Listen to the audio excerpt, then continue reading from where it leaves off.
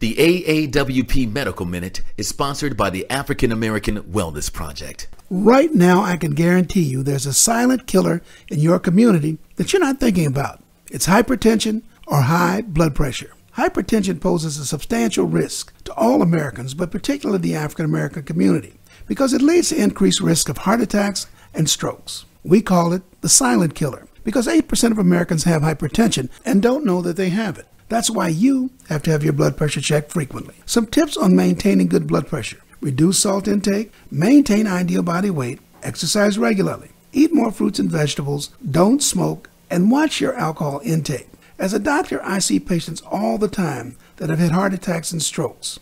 Early diagnosis of hypertension can reduce the incidence of these two diseases. So don't let that silent killer get you. Get your blood pressure checked. I'm Dr. Michael Norwood, the AAWP Medical Minute.